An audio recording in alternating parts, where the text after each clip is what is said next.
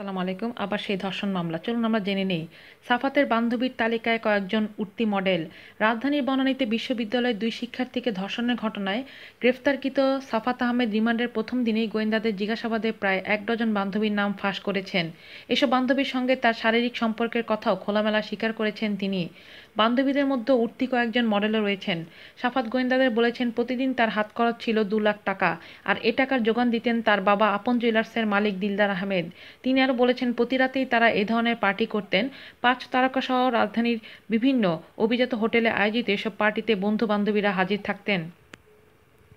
প্রসঙ্গত, গত ২৮শে মার্চ বন্ধুর সঙ্গে জন্মদিনের অনুষ্ঠানে গিয়ে বনানীর দ্য রেইনট্রি হোটেলে ধর্ষণের শিকার হন বিশ্ববিদ্যালয় পড়ুয়া দুই তরুণী।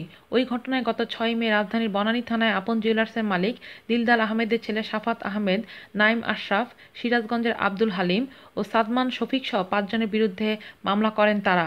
বর্তমানে সাফাত আহমেদ ৬ ও সাদমান সাকিব ৫ দিনের রিমান্ডে আছেন। আজ এ পর্যন্তই। ভালো থাকবেন সবাই। আল্লাহ হাফেজ।